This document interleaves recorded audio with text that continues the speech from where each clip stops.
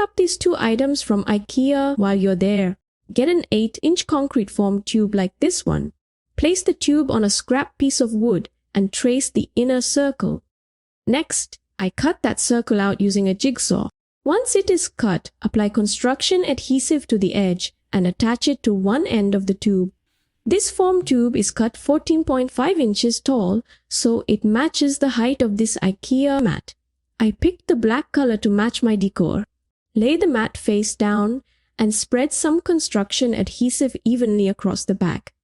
Then, place the tube on one end of the mat and slowly roll the tube while wrapping the mat around it.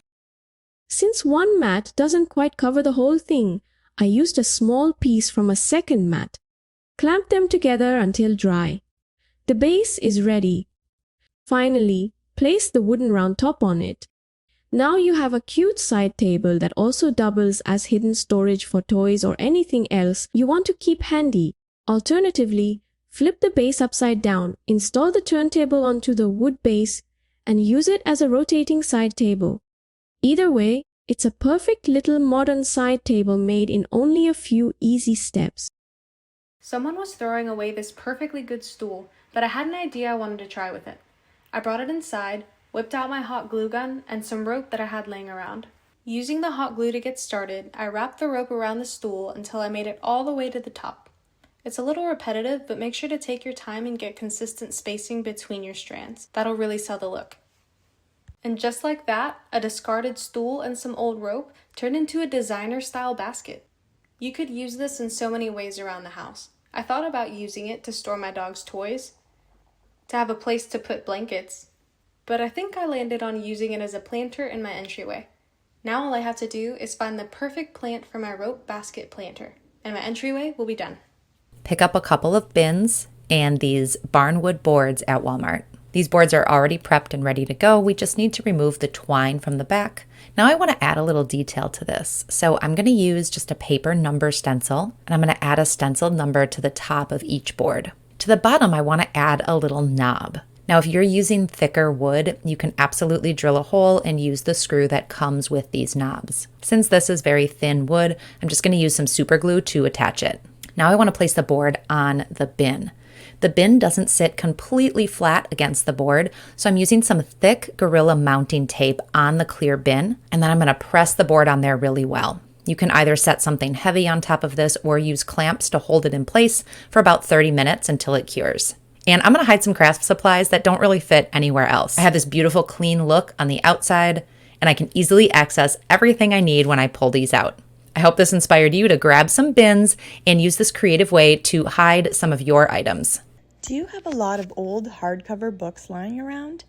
Grab an X-Acto knife and carefully slice the inside and the cover off of your first book. Keep the spine and the back side of the book. Set this aside and do the same with the next book. With the remaining books, slice off the front and back cover and keep the spine only. Continue to do this with the remainder of your books. Using your white glue, fill a glass with water and pour in some glue. Give it a good mix and blend well to create a decoupage paste. Take one napkin and cut it to the size of the book pieces. Glue the napkin to the book piece one at a time, and cover the top of the napkin in your paste. Wrap the napkin around the book so it fits tightly like a present and cut off any excess material. Continue doing this until all of the napkins are wrapped neatly around the book spines and covers. While you are waiting for the pieces to dry, measure the length of the basket. Grab a piece of cardboard and cut it to the same length of the basket. The cardboard should be higher than the basket itself, but not higher than your books. Once the pieces are dry, grab your hot glue gun and glue the first spine with the cover at the end of the cardboard piece so it forms an L shape. Next, glue each single spine, one after another, until you've reached the end of the cardboard piece. Finally, apply hot glue to your cardboard piece to the plastic basket along all three sides. There you have it, your own piece of decor that looks like a stack of books. I hope this inspired you to create your own DIY storage box. Thanks for watching Home Talk, and see you next time. For this project, you'll need 2 identical baskets. Round ones work best. Flip one upside down. Grab some glue or contact cement and go all the way around the edge of the bottom basket. Then, place your second basket on top. Once your glue is dry, take your baskets outside and give them a coat of paint in your favorite color. Bring your baskets inside once they're dry. By adding a simple tabletop, you've turned 2 baskets into an elegant accent table.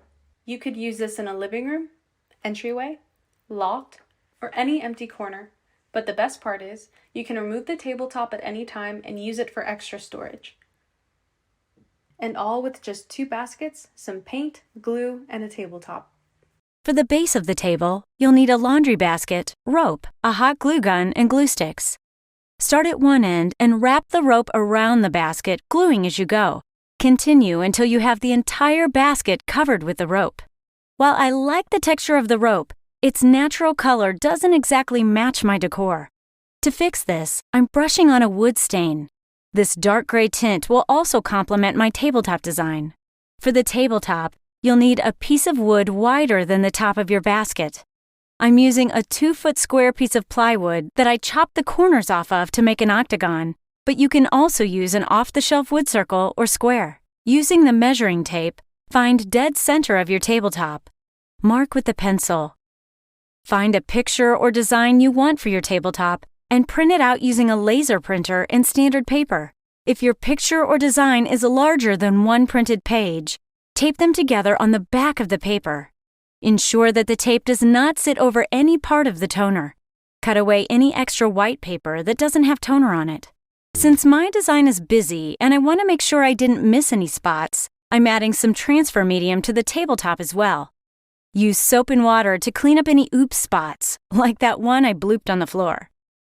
Carefully place your design face down and smooth and rub out any air bubbles. Now comes the hard part. Wait. The photo transfer medium needs at least 12 hours to dry and cure, so set it aside and find another project to work on. After you've waited at least 12 hours, you can start removing the paper. Spritz plain water onto the paper and using your fingers, carefully rub the surface in a circular motion. Allow to dry and respritz as needed where you see paper remaining. Continue rubbing and spritzing until all of the paper is gone.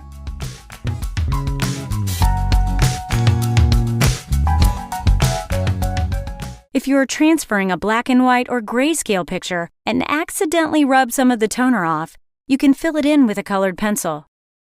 Seal and protect your design with a spray clear coat. Finally, add a couple of handles. The side table is perfect for storing away throws, pillows, and other important items you want to keep nearby but out of sight.